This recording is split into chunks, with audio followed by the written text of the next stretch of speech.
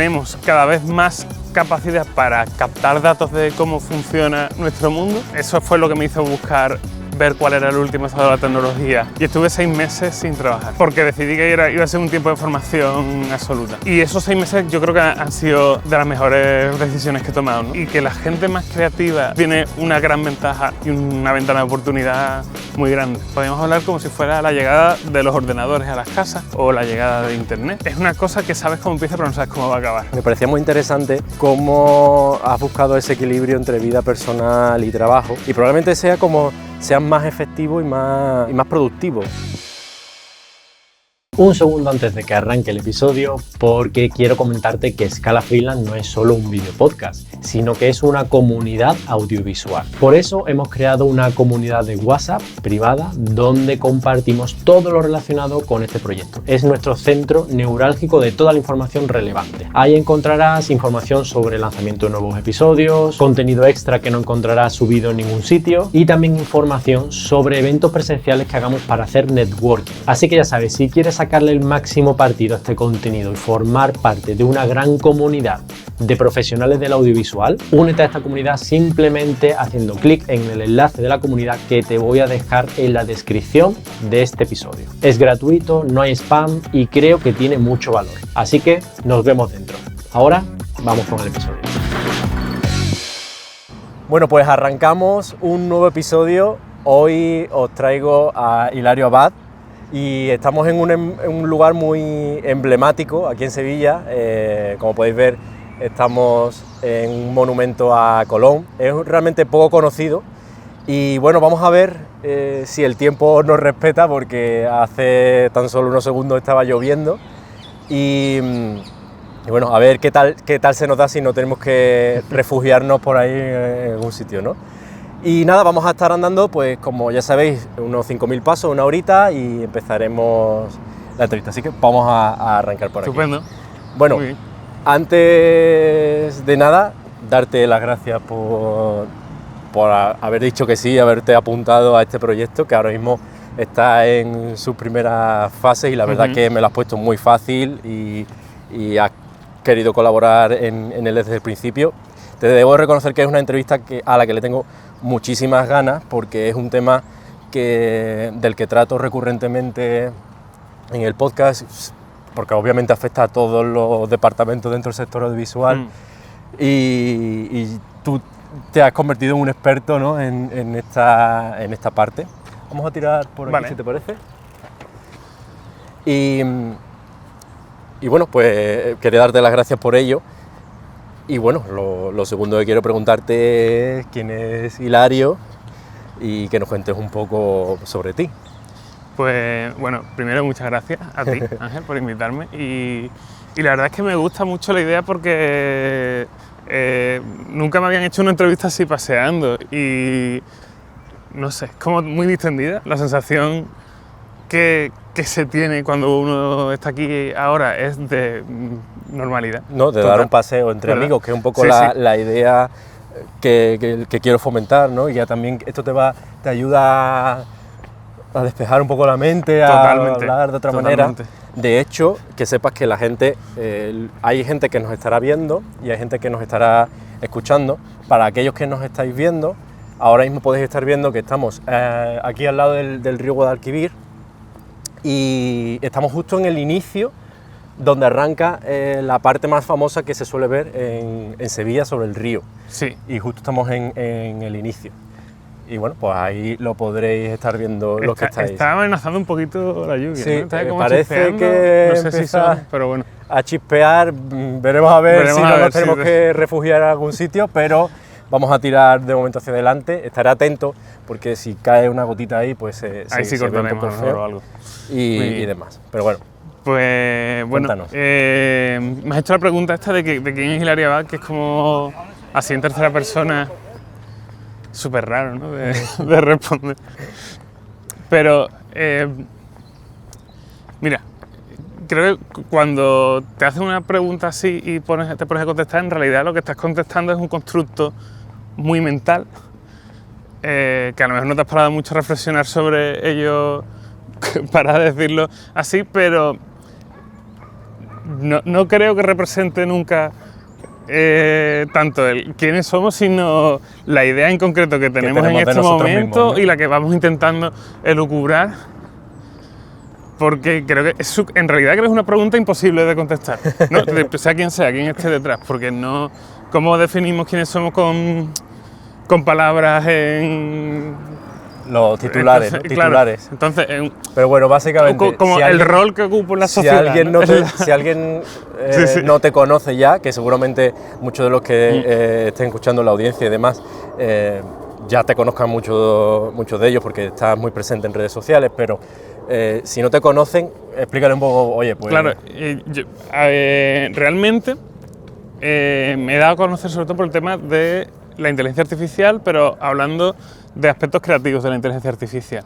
Llevo desde finales de 2022 hablando de inteligencia artificial en redes sociales y últimamente yo vengo del sector del audiovisual y últimamente estoy intentando todavía conectar más esas dos cosas. Entonces, poco a poco me voy orientando a hablar específicamente de inteligencia artificial en el nicho de la comunicación aplicada, audiovisual. ¿no? Digamos. Exactamente, aplicada a la comunicación audiovisual.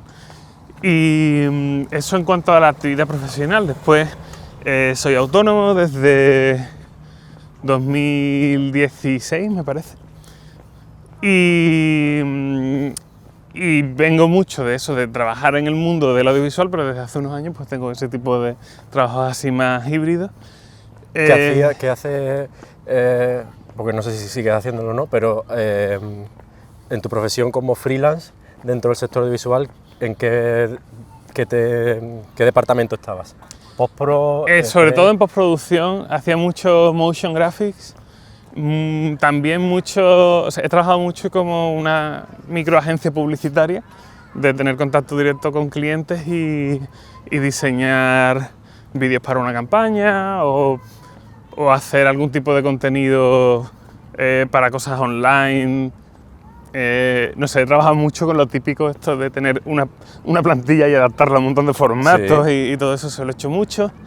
Y después también he trabajado mucho en narrativa, montando documentales, montando cosas de ficción.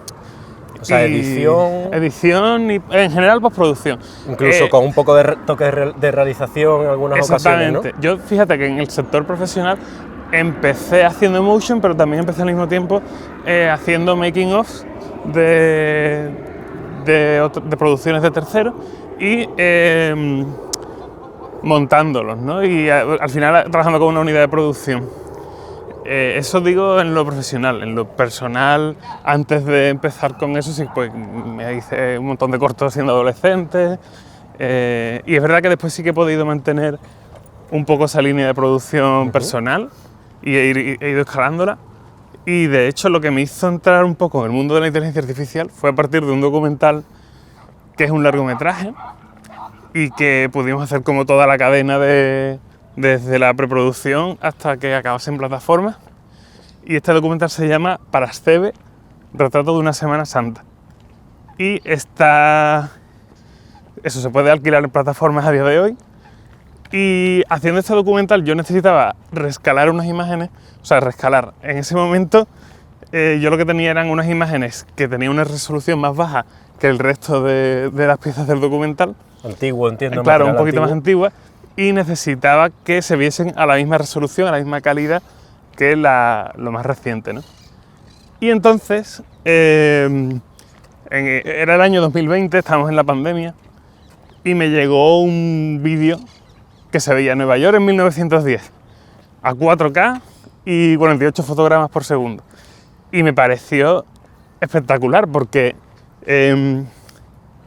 no sé si os pasa que cuando veis un material así como muy antiguo, la gente se mueve a trompicones, sí, y no da... Y te la imaginas como que en blanco y negro, ¿no? También, por ejemplo, yo ahora lo veo que las pasan a color y dices, claro, coño, la vida... Exacto, es como que era como ver un cuadro casi, no había esa sensación de que de verdad estamos en la misma realidad, claro, y que esa gente fue real. Y de pronto al ver a la gente moviéndose a la velocidad que sí se tiene que mover y con esa resolución, recuperabas toda la cotidianeidad de ese momento, ¿no? Y a mí eso me impresionó mucho y dije, vale, si esto han conseguido hacerlo con un metraje de hace 100 y pico de años, seguro que si yo entiendo la tecnología que hay detrás, puedo aplicarlo a lo que yo necesito esta parte del documental. Y así fue, y entonces me puse a buscar en internet cómo podía hacerlo y di con un vídeo de el que a día de hoy es el divulgador más conocido de habla hispana de inteligencia artificial, que es Carlos Santana, 12SV, y explicaba precisamente cómo se podía hacer. Y era un poquito feo si no estabas en el mundo ese, ¿no? Porque te obligaba a programar y a tener, bueno, tenías que bajar un repositorio de GitHub, implementarlo, hacerlo de forma local o alquilar una tarjeta gráfica. Sí, digamos que no estaba todavía como democratizado. Exactamente, no estaba... No, después hay software que salió que era, por ejemplo, Topaz, es una interfaz sin ánimo de hacer publicidad, pero que se utiliza mucho, ¿no? Para hacer ese trabajo, pero en ese momento no existía. Y el caso es que al final conseguí arreglarlo, aprendí un poquito de Python, que es un lenguaje de programación que sirve mucho para este tipo de cosas, y funcionó. Y funcionó y fue muy bien, vaya. De hecho estuve en cines además de rollo IMAX y tal, o sea que se vio con mucho lujo de detalle. Y entonces dije, bueno, vale, ¿qué más puede hacer la inteligencia artificial? Porque una pregunta para mi del trabajo? Desconocimiento, Hilario, ahí, en ese rescalamiento, la IA se inventa los píxeles que no están, ¿no? Sí, en ese momento lo que hacía la IA era generar texturas. No era tanto el tipo de IA generativa que tenemos a día de hoy, que por cierto ya sí que se está empezando a implementar en este tipo de software, en el que realmente hay mucha creación por parte de la IA, sino que se trataba más de... Era una IA entrenada con imágenes de alta resolución y de baja resolución, y entonces pues se trataba de que el programa tuviera que resolver la ecuación, ¿no? Si le quito este elemento, pero tú ya sabes cómo se resuelve este tipo de problemas, de que de una imagen en baja resolución pasas a esta imagen, a la misma, pero con buena resolución, si ahora solamente te doy la imagen en baja resolución, ¿cómo tienes que resolverlo? Ese, digamos que es un poco la lógica que había. Y funcionaba bastante bien. Es un poco una tecnología que ahora mismo está pues en un montón de cosas que nos encontramos de forma cotidiana, en los teléfonos móviles, en un montón de sitios. En esa época todavía no estaba tan metido.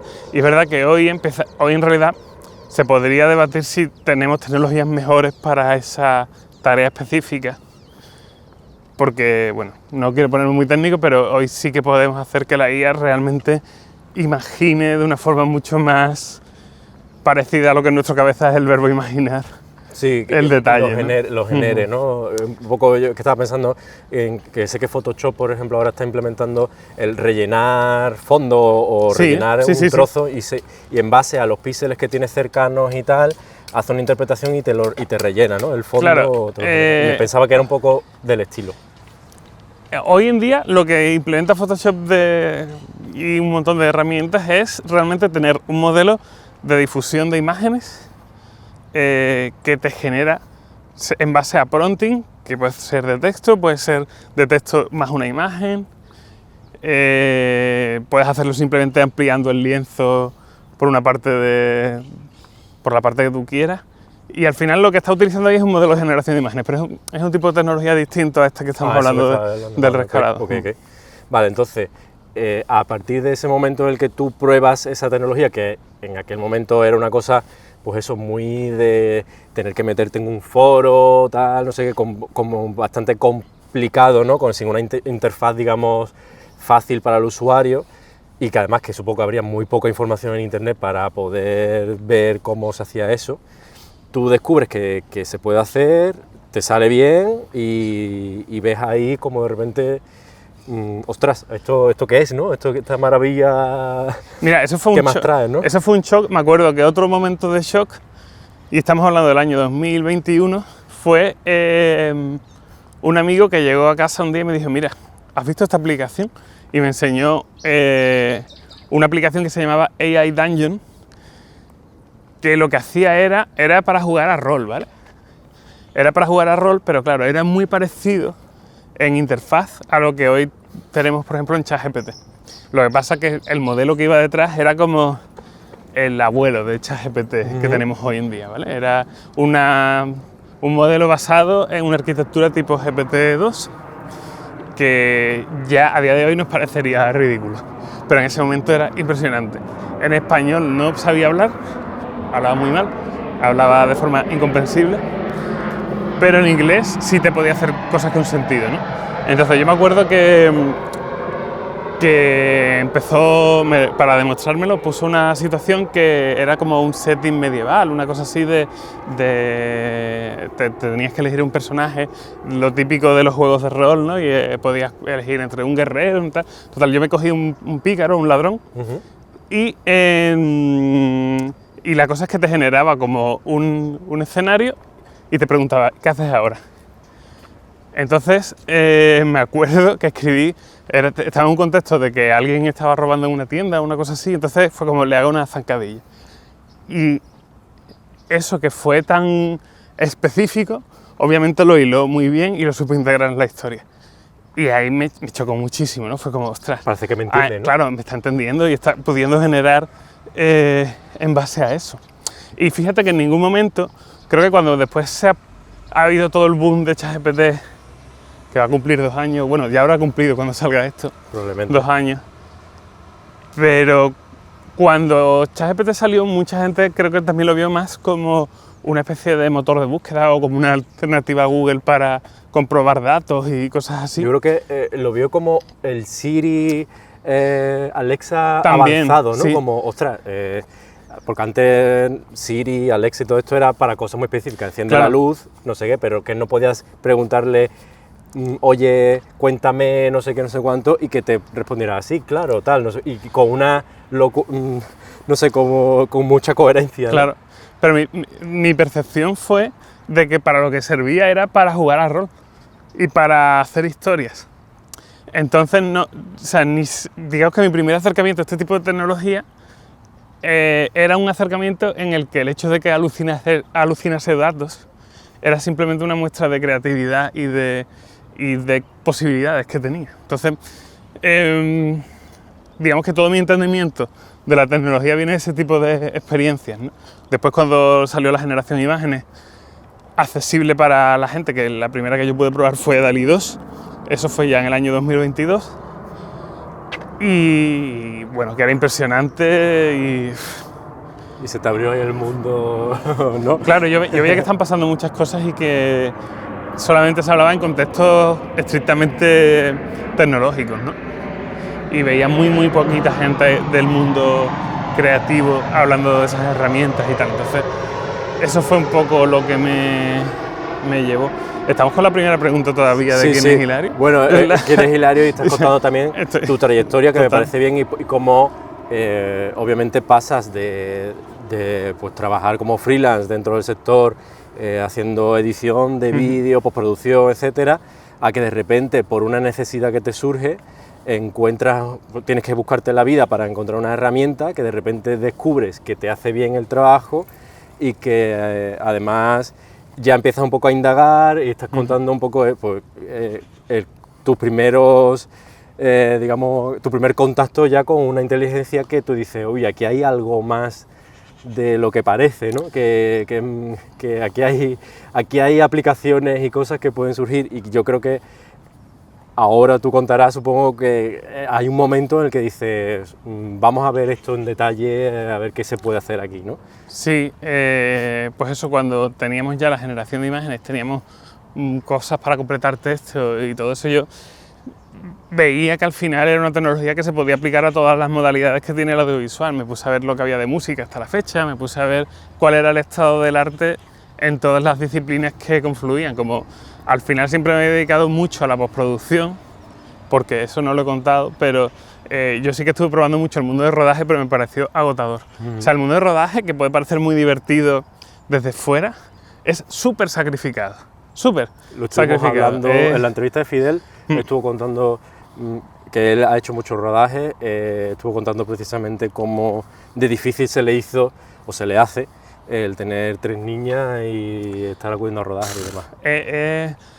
realmente, porque claro, él lleva temas de efectos especiales, ¿no? Ahora ya está en la parte de producción, pero ajá. tuvo su momento en el que, como él contó en la entrevista, tenía Bonzo FX y se dedicaba a efectos especiales no digitales, sino reales. O sea, que si había que quemar un coche, lo quemaba de verdad y un montón de cosas, ¿no? Pues es un mundo muy duro, y cuando llevas muchos meses trabajando en una producción, y llega a alterar mucho tu vida también, no solamente que sea dura la actividad en sí, sino que tienes que estar preparado para cambios de conducta muy, muy importantes. Entonces yo decidí pasarme a todo el aspecto de lo audiovisual, que no tenía tanto que hacer, excepto si era algún proyecto personal, tuya, ¿no? Que era como producción propia, no te queda más remedio que hacerla tú, ¿no? Uh-huh. O si es, bueno, más un formato corto, de tipo eso, algo publicitario o algo así, o un rodaje de pocos días, vale. Pero nada, he vuelto un poco a eso porque... Hombre, es importante entender el por qué claro. estás en la parte de postproducción y no en la parte de producción. Y también ahora eso dará sentido a que al final te estés especializando en esa parte. Entonces, estando con todo ese contacto con la postproducción, que es donde confluye todo, pues eso fue lo que me hizo buscar ver cuál era el último estado de la tecnología en cada uno de esos momentos, ¿no? Y tú ves lo que, si lo comparases con lo que tenemos a día de hoy, serían chorradas lo que había en ese momento. Claro, y estamos hablando de hace solo... Hablamos de 2 años, ¿no? y pico, 2 años y medio. Y de repente estamos en otro universo. Estamos ya, en ¿no? otro universo, pero digamos que la semilla sí que estaba ahí, ¿no? Al final, un día me desperté. A veces me pasa, ¿no? Porque yo, eso sí que es una cosa que podemos hablar después, a mí siempre me interesó mucho el tema de los sueños y todo eso como una forma casi de exploración del inconsciente y tal, ¿no? Y un día me desperté con una frase que lo pienso y en realidad creo que es muy tónica de lo que está pasando, ¿no? Y la frase era: cualquier información es parametrizable. Que lo que significa, o el significado que yo le di fue que mientras haya datos de algo, tú puedes sacar conclusiones y medir y construir encima de esas mediciones. Y eso es lo que básicamente está pasando con la inteligencia artificial. Tenemos cada vez más capacidad para captar datos de cómo funciona nuestro mundo, y al tener esa capacidad de sintetizar los datos, de exponerlos, de ordenarlos, clasificarlos, podemos establecer patrones, ¿no? Y es un poco como decodificar cómo funciona nuestra realidad, y también a partir de la decodificación puedes volver a codificar y transformarla. Eso está pasando. En biología eso puede ser increíble, por ejemplo. En todo... Sí, bueno, nosotros estamos hablando de claro. inteligencia artificial aplicada al audiovisual, pero obviamente la inteligencia artificial está impactando en todos los campos, y por ejemplo uno de los que más expectativas está generando es el campo de la medicina, desde luego, que puede resolver muchas cosas que sí. Antes no... Hay mucha expectativa puesta. Es muy difícil de predecir, ya hablaremos más en la segunda parte, pero vale. Wow. Entonces descubres que aquí hay algo importante sobre lo que echarle un ojo, y ¿cuál es el siguiente paso para llegar hasta ahora? Tuve una decisión que fue, claro, había tanta densidad de información que o realmente dedicaba muchísimo tiempo a enterarme de lo que estaba pasando en profundidad, o estaba un poco condenado a ir a la zaga con lo que me fuese enterando por aquí y por allí. Y tomé una decisión que fue el primer parón que yo hice en 6-7 años de autónomo, y estuve 6 meses sin trabajar, porque decidí que iba a ser un tiempo de formación absoluta.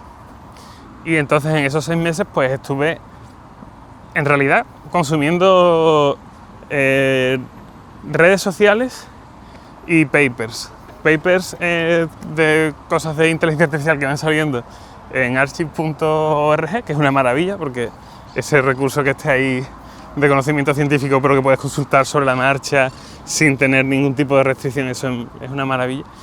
Y esos 6 meses yo creo que han sido de las mejores decisiones que he tomado, ¿no? Porque sí que me hicieron mucho cambiar ya de verdad el prisma, interiorizar muchos conceptos de cosas que sonaban pero que eran campana. Y además me parece una decisión valiente y difícil de tomar, ¿no? Porque todos sabemos que los gastos no entienden de proyectos ni de nada, ¿no? Y ostras, pues... O sea, tuvo mucho que ver con que yo era un momento en el que acababa de terminar toda la cadena de Parascebe y venía de una racha de 1 año y medio bestial, ¿no? De promoción de la película, en sí de ejecución y de que estuviera todo cerrado y terminado, y después de distribución y muchos papeleos. O sea, y que fue tras una racha muy intensa. Muy intensa, fue una racha muy casi intensa, sí, sí. Llegando al punto de quemarte, ¿no? Sí,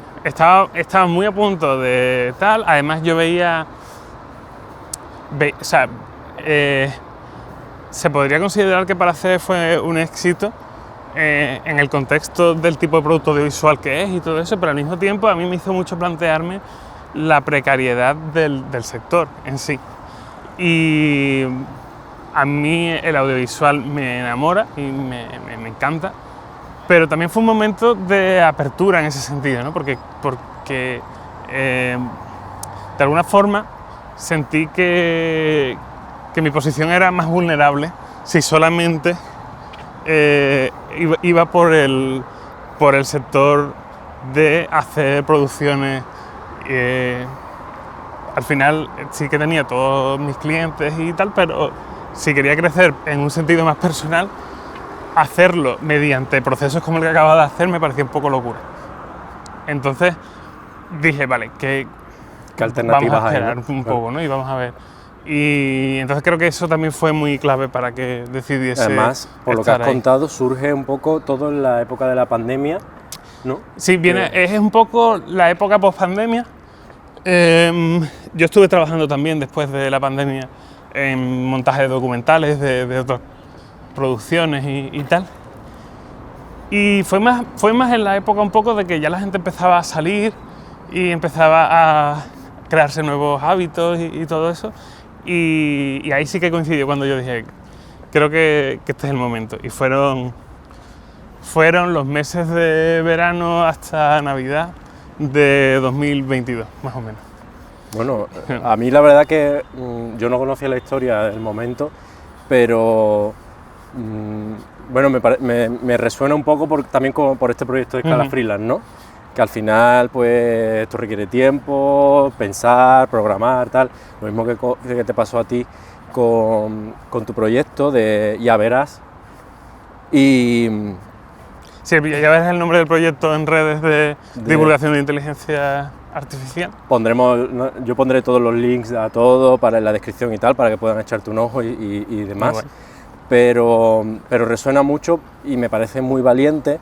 Porque, bueno, lo que te digo, los gastos no esperan, el autónomo tampoco perdona y desgraciadamente la mayoría de las personas que nos dedicamos al audiovisual tampoco tenemos unos rendimientos económicos especialmente altos como para poder decir no pasa nada, tengo protección para estar 1 año y no hay problema porque sé que vuelvo y tengo de nuevo trabajo, ¿no? Sino que es un poco jugarte a ver a dónde lleva esto sin saberlo. Y esa analogía que también hice en la entrevista con Fidel sobre el camino, y también es un poco esto, ¿sí? Salimos a andar, no sabemos muy bien a dónde te va a llevar, tú hoy has venido aquí sin saber muy bien qué es lo que va a pasar y demás, ¿no? Pero has decidido venir igual de valiente que me parece que decidas de repente parar 6 meses, decir, espera un momento, voy a parar un momento, voy a ver si esto es lo que yo quiero, porque de esta manera no parece que me vaya a hacer feliz tampoco, ¿no? Sí, yo creo que es súper importante el crear el espacio necesario, ¿no? Para poder reordenar las prioridades en tu cabeza y ver un poco qué tiene más sentido para ti ahora mismo. Y a veces cuando estamos en una racha de trabajo constante o tenemos muchas presiones que a lo mejor no son el trabajo, sino cuidados y un montón de obligaciones, ¿no? No tienes tiempo para claro, es para muy pensar difícil en ti, pensar, ¿no? Y hacer cualquier cambio conductual casi que no se hace porque el coste de pensarlo es demasiado para lo que te puedes permitir. Entonces es un privilegio también, ¿no? Yo soy consciente de que hay que tener una situación que no es tan fácil para poder permitirte parar y pensar Oye, espera, antes de seguir con el episodio, déjame recordarte algo. Y es que en la comunidad de WhatsApp de Scala Freelance es donde está toda la información relativa a este proyecto. Y además es gratuito, hemos pensado en tu privacidad para que nadie pueda ver tu número de teléfono y no es un grupo de WhatsApp donde se abarrota de mensajes y se convierte en un infierno. Así que bueno, te animo a que te unas a esta comunidad, que dentro de esa comunidad rellenes el formulario donde añadas tu información de contacto, tu información profesional, porque así podrás unirte a una gran comunidad de profesionales del audiovisual y usaremos toda esta información que nos vayáis dejando para generar futuras sinergias y eventos de networking. Sin más, simplemente te repito que para meterte en esta comunidad simplemente te tienes que ir a la descripción de este episodio y ahí encontrarás el link para unirte a la comunidad directamente. Bueno, y ya no te molesto más, volvemos al episodio. Y bueno, afortunadamente, como llevaba trabajando mucho tiempo de forma muy continua, pues sí que pude permitirme eso y no tener una ansiedad increíble económicamente, ¿no? Por ejemplo, por eso, por tener no tener otras cargas, ¿no? Y por poder haber ahorrado un poco y decir, vale, merece la pena, me lo voy a tomar como si fuera una formación, como si estuviera haciendo un máster en algún sitio o algo así. Y en aquel momento tú ya estás pensando a dónde con una estrategia de voy a hacer un plan y tal, o estás siendo simplemente un momento de me interesa mucho este campo, no sé a dónde voy con esto, pero... Yo al principio pensé que lo que iba a hacer era volver con la misma actividad que tenía, pero con herramientas de inteligencia artificial. Ajá. Esa fue como mi preconcepción. Lo que pasa que por el camino, bueno, a mí siempre, claro, yo había hecho mucha producción audiovisual y todo eso, en realidad siempre me ha gustado crear cosas. Y por el camino vi que es que había tan poca información en ese momento, y sobre todo entre mis compañeros de profesión, que fue cuando se me ocurrió lo de decir, bueno, ¿y si empiezo a hacer cosas de divulgación? Porque hay un motivo más. Yo en la divulgación no lo veía tanto como un modelo de negocio, sino como algo que me iba a dar un marco y una estructura para aprender de inteligencia artificial. Porque creo que si tienes que contar algo, lo tienes que aprender, ¿no? Hombre, obviamente, claro, tienes que hacer experto en algo primero. Entonces fue como mi forma de decir, voy a aprender enseñando. Y entonces voy a investigar cosas, pero no se van a quedar en el aire, sino que eso tiene que ir a concretarse en un podcast o en un vídeo o en un contenido que después puedan ver otras personas también. Y así puedo, por un lado, me voy informando yo y también hago que más gente se entere. Y porque hay una idea, mira, por esa época también surgió la idea de hacer un grupo en Sevilla. Yo vivo en Sevilla y surgió la idea de hacer, por parte de dos compañeros que son, bueno, se llama Galí y Nacho Velasco, que son dos pedazos de artistas, freelance también. Y claro, todo el mundo estaba como aislado en su casa, entonces surgió la idea de hacer quedadas y entonces pues cada 2 meses nos veíamos todos y empezamos a intercambiar experiencias y hablar un poco de nuestras vidas, ¿no? Un poco como de terapia de gente que está encerrada en su casa la mayoría del tiempo. Y estaba muy bien porque al final se compartía mucho conocimiento y a lo mejor pues tú podías salir de una de estas reuniones casuales con una perspectiva nueva sobre cómo orientar un presupuesto, por ejemplo, o cómo organizarte el trabajo y tal. Y entonces otra de las cosas que yo veía que podía hacer con la inteligencia artificial era un poco llevar información a gente que a lo mejor no tenía tiempo de especializarse en esto, y por eso empecé a recurrir al formato de vídeo corto, ¿no? Porque era como un vídeo de Instagram. A lo mejor un podcast de 1 hora es más difícil y tienes que tener más interés inicial, pero un vídeo de 1 minuto te lo vas a tragar si me conoces. Sí. Simplemente por cercanía, ves mi cara y soy 1 minuto hablando, a ver qué ha hecho Hilario, ¿no? Claro, es mucho más asequible. Y entonces un poco esa fue otra razón que vi para hacer el tema de la creación de contenido. Mi expectativa era muy baja, también te lo digo. O sea, yo contaba con intentar llevar información a ese grupo en concreto y tal. Mi sorpresa fue un poco que el algoritmo al principio fue el de TikTok, que como que es el que más te exponía así, sin tanta restricción. Como que los vídeos de TikTok empezaron a subir un montón y relativamente pronto. Y en un mes y pico tenía como 10.000 suscriptores, 10.000 seguidores en TikTok. Jolín. Y fue muy inesperado y muy motivante también, ¿no? Seguir haciendo contenido. Oye, esto le gusta a la gente, ¿no? Esto parece que tiene interés, ¿no? Claro, claro. Fue como, vi que ahí funcionaba bien. En otras plataformas no, ¿eh? Lo digo por si alguien empieza un proyecto, es muy difícil saber exactamente, yo creo. Sí, yo creo que los algoritmos y todo esto, averiguar bien cómo funciona. Exacto. Lo que está claro es que aquí no hay nada ni gratis ni fácil. Y en cuanto a, por ejemplo, TikTok, sé que cuando entró aquí en todo lo que es la parte más occidental, ¿no? Pues claro, lo que quería es que se usara su plataforma para competir con Instagram y todo esto, entonces lo que hacía es que te generaba muchísima visibilidad para que te engancharas a su plataforma y a partir de Claro. ahí... Pero luego yo creo que pasaba un poco también con Instagram en su primer momento, donde tú subías una foto y tenías un montón de likes, luego te lo fueron restringiendo porque querían que pagaras para que la gente te viera, luego con las Reels pasó exactamente lo mismo. Ellos cada vez que sacan una tecnología nueva o alguna cosa nueva, como quieren que te enganches a usarlo y que la gente empiece a verlo, Claro. como que te exponen mucho y luego te van restringiendo. Y también yo me he dado cuenta que si detectan que eres un creador de contenido que tiene un interés, no más allá de subir un plato de comida y de lo que hiciste este fin de semana, ellos no son tontos y quieren obviamente monetizarlo. Claro. Oye, paga y yo te pongo, pero gratis nada, ¿no? Y te limita mucho las visualizaciones. Sí, no, sin ánimo de limpiar la imagen de las plataformas, ¿no? En ese momento funcionó bien TikTok, después es verdad que se ha ido equilibrando. Creo que al final TikTok abrió una modalidad nueva que después se ha imitado mucho, ¿no? Y que Instagram, que también es un problema, porque al final los problemas de adicción que genera TikTok y todo eso, ahora se están pasando a Instagram y Sí. tal. Bueno, El caso es que, por ir recapitulando en cuanto a tu trayectoria, resulta que en este grupo de amigos empiezas a contarle lo que es la inteligencia artificial, empiezas a aparecer en redes sociales, parece que eso empieza a tener cierto interés, ¿no? Y de repente ahí pasa algo para decir, oye,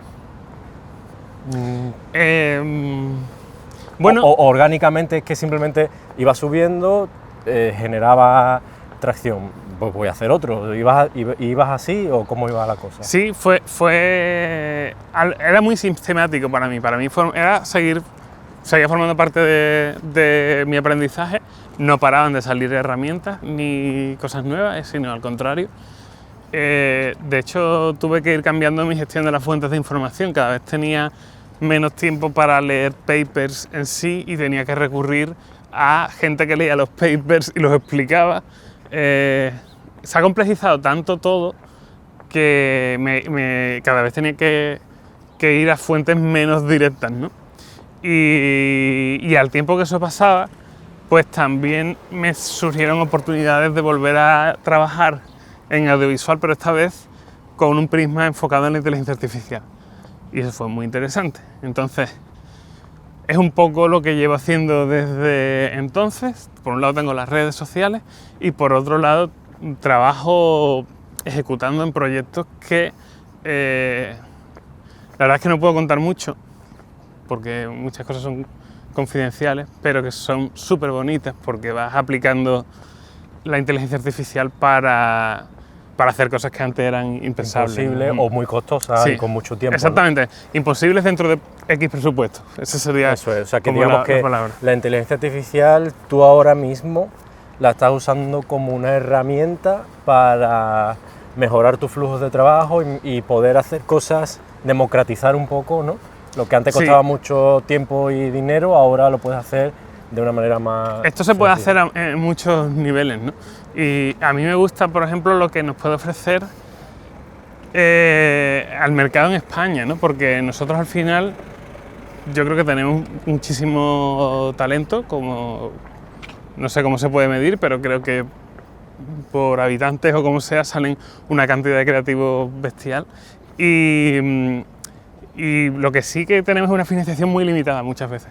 Entonces, si tú encuentras formas de y ya digo, no pensemos solo en la escala individual, sino que a lo mejor una producción cinematográfica que aquí va a estar entre 2 millones y 5 millones de euros, va a tener después que competir en cualquier mercado internacional con producciones que a lo mejor están en el rango de 10 millones a 30, a 50, a lo que sea. El indie americano, ¿no? Pueden ser 10, 12 millones de dólares.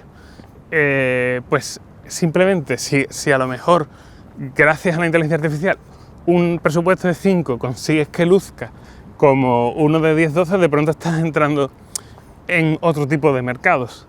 Y eso es súper interesante. Y es verdad que eso lo puede hacer todo el mundo, pero aquí está el momento de aprovechar también la ventaja temporal que tienes, relativa, y también el talento, ¿no? Entonces creo que es súper interesante el momento que estamos viviendo para que fluctúen algunas cosas y que la gente más creativa y más abierta a aprender nuevas herramientas y todo eso tiene una gran ventaja en este momento y una ventana de oportunidad muy grande. Sí, digamos que tú crees que estamos en el inicio de la ola o ya estamos con la ola encima. O sea, yo creo que la ola la tenemos encima, lo que pasa es que la ola es gigantesca.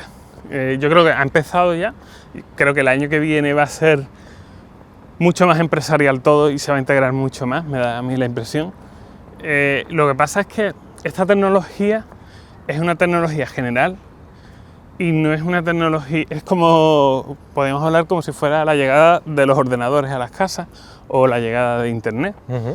Es una cosa que sabes cómo empieza pero no sabes cómo va a acabar, ni mucho menos, ¿no? Volviendo un poco a la idea del camino que estamos haciendo también. De hecho, es súper impredecible y yo he tenido muchos momentos de sorpresa dentro de estar mirando las novedades todos los días. ¿Cómo, por ejemplo? Por ejemplo, cuando salió Sora, que es el modelo de generación de vídeo de OpenAI, no lo podemos utilizar con nuestras manos, pero a principios de 2024 lanzaron una demo y un artículo explicando cómo funcionaba y todo eso. Y en ese momento la impresión que nos dio fue como, ostras, esto ha pasado aquí de un estado prehistórico a una cosa que todavía no es igual ni mucho menos que grabar en un set de rodaje, pero que se acerca mucho más a eso que a lo que teníamos antes. Y en cuestión de un año, ¿no? En cuestión de un año, claro. O sea, que claro. Eso fue muy sorprendente, no esperábamos eso. Otra cosa que ha pasado también en 2024 fue la generación de música, cómo pasamos de unos loops de sonidos ahí, raritos, porque yo me acuerdo uno de los primeros vídeos que hice de sonido fue uno que se llamaba Refusion, que era, fíjate, era un modelo de difusión de imágenes. Tú sabes, las cajas de música al final son patrones, ¿no?, que se dibujan en una lámina metálica, y eso es lo que pues era un poco ese concepto, pero aplicado a la generación de imágenes. Entonces, realmente tú lo que hacías era generar imágenes con un patrón, igual que ya teníamos la técnica. Y lo entendía como la música. Exactamente, ¿no? Y después lo pasabas por un programa que lo leía, ¿no?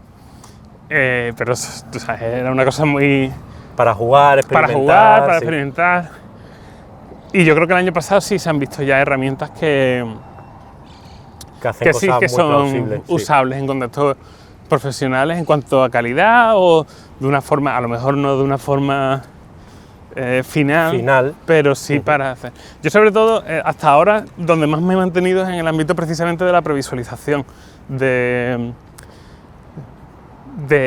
visualizar con mucha calidad y mucha concreción cómo va a ser un producto una vez que se ruede o que se invierta X cantidad de recursos.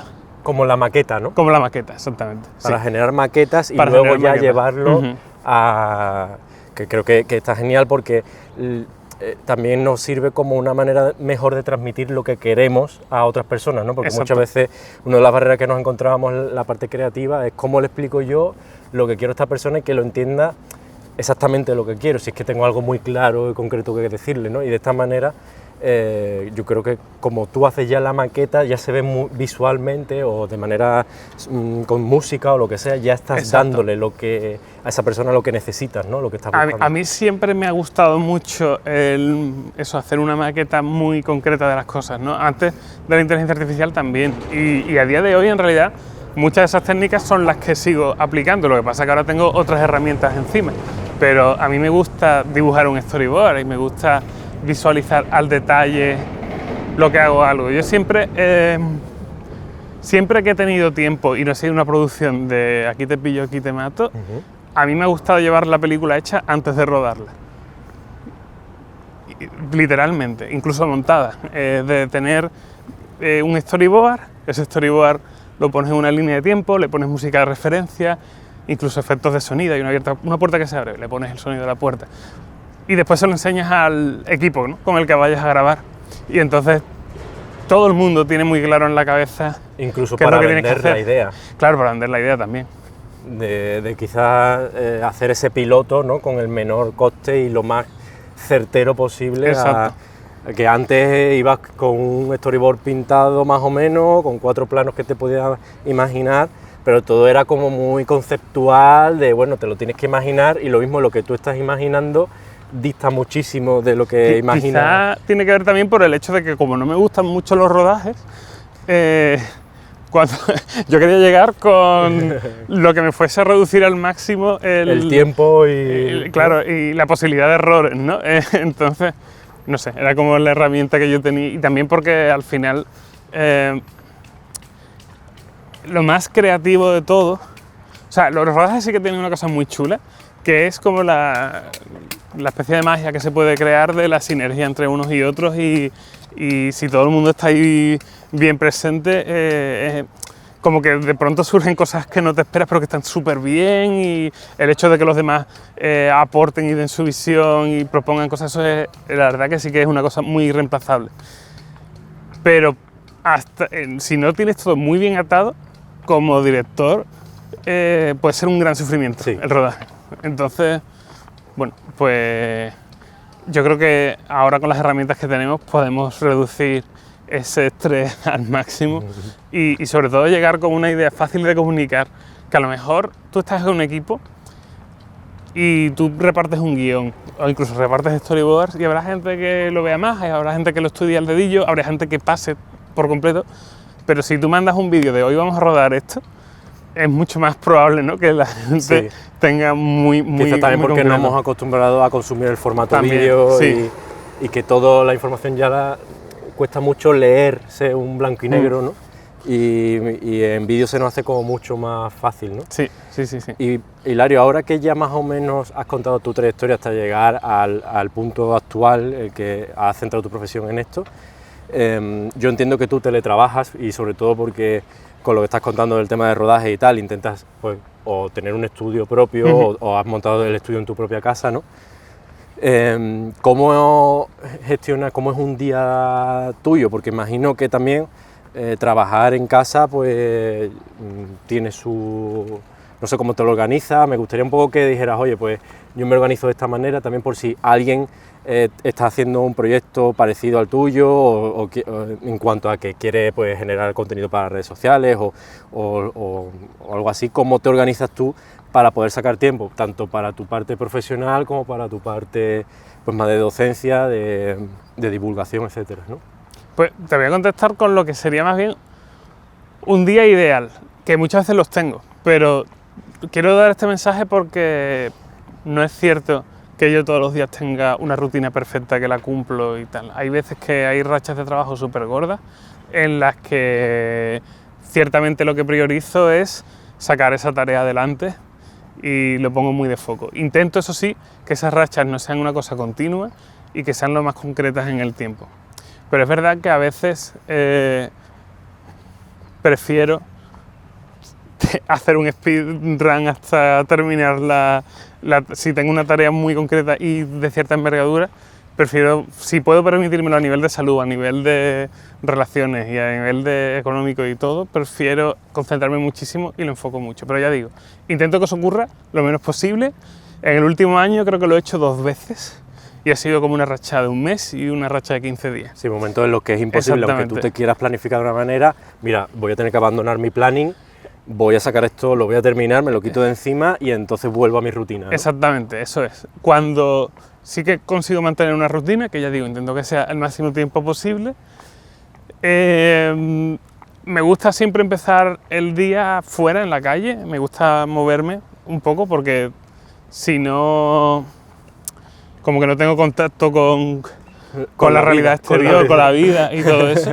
Precisamente por eso este podcast es así. Totalmente. Y porque ya estamos muy cansados de estar delante de la pantalla azul desde que te levantas, ¿no? Exacto. Entonces, por conectar un poco con el entorno. Exactamente. Muchas veces, o sea, lo que suelo hacer es, un día sí, un día no, voy a correr al parque, hago unos pocos kilómetros, tampoco ninguna locura. Lo suficiente para sentirte bien. Sí, exactamente. Y demás, claro.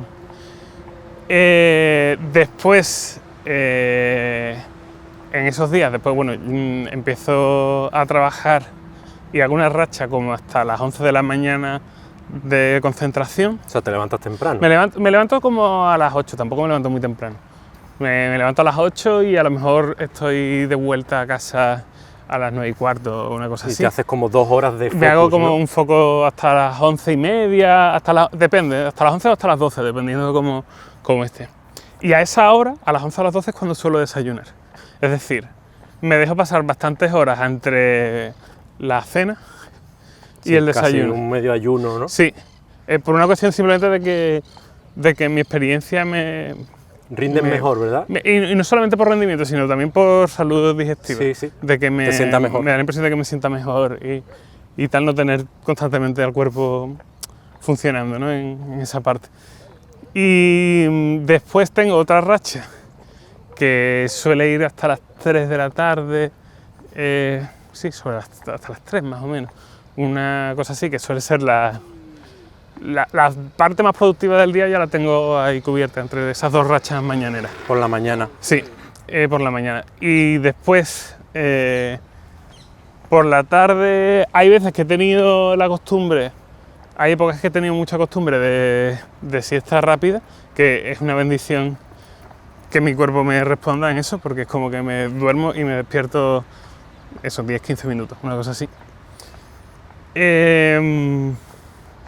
Y otras veces he recurrido a dar un paseíto en esa franja después de comer y tal, como siempre friego manualmente los platos porque en casa somos 2, mi pareja y yo, y nunca ponemos la vajilla, y tengo el ritual este tengo que decirlo, yo hago la limpieza de la casa, pero toda la cocina la hace mi pareja y cocina estupendamente, y es o sea, que ella tiene un planning distinto, sí, precisamente porque tiene que ubicar otro tipo de tareas distintas. Mis tareas siempre son después de comer. O sea, que tú las tareas, por ejemplo, de limpieza y eso también por la mañana no las haces, sino las haces por la tarde, ¿no? Depende, yo suelo concentrarlo en el fin de semana y después sí que es verdad que un rato que suelo pillar también para hacer tareas es por la noche, después de cenar.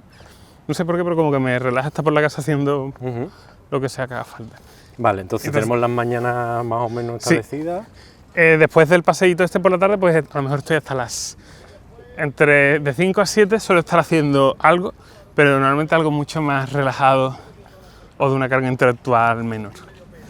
Y incluso a veces me dedico simplemente a la formación o a hacer contenidos para mi canal en redes sociales o lo que sea. Y después ya intento buscar un poco más relajación. Desconectar, ¿no? O sea, que más o menos tu jornada... Un segundo paseo muchas veces. Intentas que termine sobre las 7 de la tarde, sí, por ahí, ¿no? Exacto. Y la comienzas a comer sobre las 9, más o menos por ahí. Sí, lo que es laboralmente, sí. Pero tanto el tiempo para comer como... o sea, como que lo percibo todo de una forma muy distendida, ¿no? Nunca voy con el hecho de, o sea que tengo 20 minutos para volver, ¿no? Es como, bueno, ya... me parece muy importante aquí lo que como te lo estás organizando, y también la reflexión que te hiciste, ¿no? De, oye, porque esto obviamente en una fase de rodaje o algo así, es imposible de llevar una rutina de estas, ¿no? Y entonces tú, en este caso, priorizaste... ¿Qué está pasando por ahí? Creo que son instrucciones, ¿no? Mira, ahí lo podéis Entrenamiento estar deportivo viendo. profesional, sí, sí. La altura, la preparación, la caiguda suave y precisa. Dominar la pala. Vale, pues nada, pues ahí estáis viendo el entrenamiento de remo. Sí, muy bien.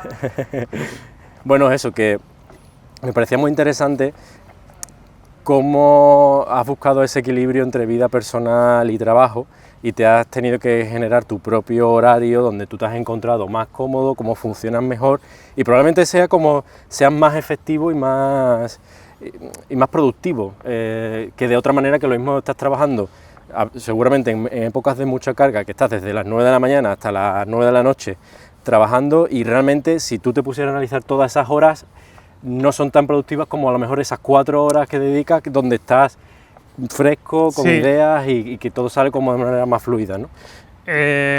Sí, después por la noche, o sea, otra cosa que me gusta hacer también y que al final yo tengo comprobado que por mi naturaleza funciona mucho por rachas, ¿no? Y al principio como que me daba coraje porque de pronto perdía, sobre todo cuando estoy hablando de actividades más complementarias, ¿no?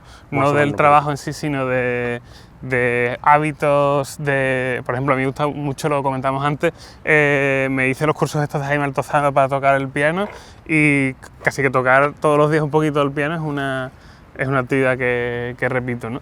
Y después, no sé, me gusta también escribir, o sea, tipo diario, me gusta dibujar, pero es verdad que estas cosas que son un poco más lúdicas sí que me van bailando un poco. Entonces a lo mejor tengo una racha que por la tarde pues me pongo a tocar mucho más o me pongo a dibujar mucho más o me pongo a escribir mucho más. Pero bueno, siempre me gusta tener también ahí un poco de... Yo creo que es como las tres actividades se pueden enmarcar dentro de lo que es reflexión personal, no sé, de cuidarse uno también. Sí, que yo creo que para llegar a tomar esa decisión de organizarte de esa manera, primero has tenido que analizarte a ti mismo, poder parar, oye, ¿qué me sienta mejor? Voy a probar esto, voy a probar si trabajo de noche, voy a probar si me levanto a las 7 de la mañana, Sí, voy a sí. probar, entonces al final encuentras la manera en la que mejor funcionas y probablemente sea parte del éxito que consigues ahora de poder llevar todas las cosas que llevas para adelante, ¿no? Has encontrado tu punto dulce donde equilibras, oye, pues me siento bien, me siento sano, porque claro, si no haces actividad física y tal, al final acabas como que te empieza a doler la espalda, ya no te puedes estar tantas horas a lo mejor allí sentado, tal, lo que sea, y todo eso empieza en cascada a caer y se ve perjudicado en tu... Hay una cosa, no sé si vamos a cortar ahora, pero hay una cosa que... A ver cómo vamos, un momentín. 55 minutos, todavía le queda unos 5 minutos a los que están dando el paseo con nosotros. Vale, vamos a llegar hasta el puente. Venga, perfecto. Pues te voy a aprovechar porque había, cuando me mandaste antes preguntas y tal, vi que había una que era tu mayor error, ¿no? Tu mayor error, sí, eso es una cosa que me gusta mucho hablar. Y yo es cierto que podría haber seleccionado como alguna cosa puntual de algo que hice mal en el tiempo, una decisión que tomé y me equivoqué, pero no he encontrado errores tan significativos en ese sentido, porque al final como que de las experiencias siempre ha sido muy formativo todo y he tenido también la suerte de no llegar muy profundo en un camino como muy oscuro para tener que salirme así violentamente. Has sido capaz de verlo antes de tiempo, ¿no? Pero hay una cosa que sí que creo que es más una constante en mi vida, que me he dado cuenta del error que ha sido cuando he salido de eso, pero que tampoco tenía las herramientas previamente para superarlo. Y que ahora que lo puedo hacer, por si a alguien le resuena, sí que me gustaría comentar, que es un problema, y esto es una cosa que se suele hablar mucho en podcasts de crecimiento personal y formación, pero yo la verdad es que nunca lo había escuchado y me cambió muchísimo la vida, que fue el tema de controlar la dopamina. Para mí eso fue esencial. Básicamente es lo que segrega tu cuerpo al completar tareas, ¿no? Y al tener o sea, es una sensación positiva que te mueve a llegar a conseguir un objetivo. ¿Cuál es el problema? Que si tú tienes una estimulación muy alta todos los días, los niveles a los que eso empieza a segregarse se ponen por las nubes. Y es imposible que se segreguen con las actividades cotidianas que tú tienes que hacer con tu trabajo diario y tal. Entonces, ¿qué pasa? Que solamente lo vas a obtener con productos de entretenimiento. Sí, generas tristeza, ¿no? Te pones triste, ¿no? No es tanto la tristeza, sino es una incapacidad para concentrarte y para llevar a cabo las tareas normales. Eso a mí me ha pasado mucho, y me ha pasado hasta hace unos pocos años, y el entender cómo se podía revertir esa situación y que mis hormonas funcionasen como debían hacerlo con una estimulación normal, para mí ha sido algo que me ha cambiado muchísimo la vida. Y lo que quiero decir es que yo estaba en un continuo buscar de experiencias tipo consumir vídeos de YouTube, redes sociales, videojuegos, comida rica, ese tipo de cosas que con una alta estimulación para sentir satisfacción. Y esto sucede porque si al final estás tan estimulado y tienes también el condicionamiento genético para que esto te afecte más, es un combo muy destructor, porque te inhabilita después cuando tienes que hacer una tarea de estar concentrado haciendo un papeleo. No te genera satisfacción claro, inmediata. No te genera, o sea, tienes tan poca estimulación, o sea, tan poca satisfacción al hacerlo, que empiezas a posponerlo y a procrastinarlo, y es una espiral muy difícil, es muy chungo, ¿eh? Yo cuando la gente procrastina, yo soy consciente de que la procrastinación ante todo es una fuente de ansiedad, y el haber podido estar ahí y haber cambiado eso casi que totalmente, para mí creo que es no sé, de cara a lo que es el trabajo, creo que ha sido un aprendizaje súper fuerte, y que también era un camino muy, muy equivocado, y también quizás no tan evidente, porque ni siquiera es algo que se suele hablar, ni... Es difícil llegar... Pues mira, me di cuenta porque las vacaciones siempre han servido en nuestra teoría de cómo funciona el mercado y como tal, para que el trabajador llegue más descansado, más relajado y con ánimo reforzado a puesto de trabajo, ¿no? Pues yo me di cuenta de que yo volvía siempre cabreado. O sea, no es que me costase menos después de las vacaciones, me costaba más. Claro. Y era porque si yo había estado de viaje en no sé dónde, me había hecho tal o cual excursión y había estado con una estimulación brutal, después yo llegaba el lunes siguiente a la oficina, en casa, ¿no? Pero la oficina al fin y al cabo, y era... soy incapaz de trabajar, incapaz. Y era de verdad es que es muy inhabilitante, es muy difícil de describir porque también tenemos mucha cultura de lo que es un vago y todo esto, pero era yo quiero hacerlo, pero mi cuerpo no me responde, psicológicamente. Y tengo ansiedad porque sé que debería estar haciéndolo y sé que lo normal es poder estar haciéndolo. Sí, ahí lo que se te produce es un efecto bola de nieve, ¿no? Sí, un efecto bola de nieve. Pero no puedo hacerlo, pero ya encima entonces empieza ahí la retroalimentación, ¿no? Tu única forma de obtener lo que tu cuerpo necesita es lo que conoces, que es vamos a ponerlo así, que distraerte con algo súper estimulante, y te sientes culpable mientras lo estás haciendo. Tampoco estás solucionando el problema y lo estás grabando, pero eres consciente, y eso genera mucha frustración. ¿Y cómo lo solventaste? Pues hice lo que se conoce en internet como ayunos de dopamina. Básicamente estuve privado, no mucho tiempo, no fue una cosa loca de me voy a un monasterio a vivir 6 meses, no, simplemente estuve una semana sin estimulación ninguna, es decir, no toqué ni el teléfono móvil, el ordenador estrictamente para trabajar en lo que tenía que trabajar, pero me lo capé en todo lo demás.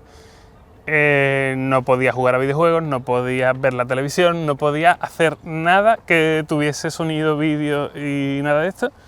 Cosas que sí podía hacer, podía leer directamente de papel si quería, podía dar un paseo, y tampoco podía comer nada así demasiado rico, demasiado, ¿no? Claro. La alimentación, yo por suerte tengo la suerte de que mi pareja, por necesidad de salud, ha tenido que cambiar mucho la alimentación, y yo ese aspecto lo he llevado mucho mejor sin necesidad de tener como una alarma fuerte, ¿no? Que me diera mi cuerpo. Pero aún así sí que iba y me lo que fuera una pizza o lo que sea, ¿no? Salías, veías Sobre todo en esos contextos de necesito algo para que me estimule. Y entonces, después de estar simplemente una semana con eso reducido, como que te hace un reseteo y puedes empezar a hacerlo. Y después lo que tiene, claro, que tienes que encontrar esa segregación de dopamina en otras conductas, como puede ser, por ejemplo, el deporte, como puede ser... Hay muchas cosas, o sea, para la gente con una relación sana con la segregación de dopamina, pues son eso, las cosas de tu día a día. El trabajo te puede segregar dopamina perfectamente. Sí, o una conversación con tu familia, o yo qué sé, visitar a un amigo, o cosas muy llanas. Es muy simple y muy poco costoso, lo que pasa es que es súper poco intuitivo de hacer. Bueno, pues la verdad que te agradezco que lo hayas compartido, porque supongo que es una cosa que todos de alguna otra manera, cuando lo estabas contando, yo me sentía identificado en alguna, a lo mejor no a ese extremo, pero sí soy consciente de que las redes sociales, por ejemplo, en eso son muy dañinas. Y entonces, claro, te generan dopamina, venga, pam, pum, pum, pum, otro un vídeo, otro, tal. De repente te pones a leer un libro y se te hace un infierno. Total. ¿No? Porque dices, hostia, qué aburrimiento, no pasa nada. O estás viendo, incluso ya, yo ha habido épocas en las que he estado viendo, pues eso, una serie, una película, lo que sea, y al final tengo el móvil ahí y estoy tentado, y mira que me está gustando la serie, ¿sabes? Pero estoy tentando a abrirlo para nada, porque realmente no estoy buscando nada específico, simplemente es una cosa inconsciente de, venga, un poquito más, un chute más, ¿no? Y te haces como yonki de eso. Y yo creo que también, todavía nosotros que, bueno, ya somos adultos y podemos más o menos gestionarlo bien, pero supongo que en adolescentes, niños pequeños y todo eso, que yo observo que hay muchos patrones de, venga, toma el móvil ahí, no me molestes y tal, ¿no? Y acostumbran al niño desde muy pequeño a tener... Yo creo que sí, que está muy relacionado todo esto. O sea, una cantidad de información de un dibujito que hace ruido, que salta lleno de colores, no sé qué, cuando tú a esa criatura le pongas luego un libro de texto o que tenga que informarse sobre algo y sea más plano, hostia, no hay manera de que se quede el tiempo suficiente como para aprenderlo, ¿no? Entonces, sí. Creo que está muy interesante lo que has contado. Vamos a terminar aquí esta primera parte de la entrevista, este episodio. Como veis, tenemos de fondo aquí la Torre Pelli. Hoy hemos estado haciendo el caminito pues por todo el río, habéis podido ir viendo. Yo habré ido moviendo la cámara para que hayáis viendo un poco el paisaje por el que hemos estado. Ahora vamos a volver en el segundo episodio probablemente por la otra parte del río, volveremos al punto de salida. Y nada, espero que os haya parecido hasta ahora muy interesante la trayectoria de Hilario. Yo la verdad que de él aprendo mucho y voy viendo patrones comunes también a todos los freelance. Y bueno, antes de que este hombre del megáfono nos moleste más, cerramos aquí este episodio y ahora comenzamos el siguiente, donde vamos a hablar específicamente del sector de la inteligencia artificial, vamos a hablar de presente y futuro y bueno, a ver qué nos depara, ¿no? A ver qué nos dice Hilario que nos depara en el futuro. Así que hasta aquí lo dejamos. Venga, un abrazo. Bueno, espero que te haya gustado este episodio, que te esté gustando el contenido y si es así, simplemente te pido que te suscribas al canal, que te suscribas donde lo estés escuchando, donde lo estés viendo, que comentes, que nos dejes comentarios para ayudarnos con el algoritmo a que cada vez tenga más alcance este proyecto y así poder seguir atrayendo a grandes profesionales del sector audiovisual y seguir generando una comunidad cada vez más grande de profesionales. Así que solo te pido un segundo de tu tiempo, un comentario, un like, un compartir, lo que sea que nos ayude con el algoritmo para que entre todos hagamos de Scala Freelance una gran comunidad audiovisual.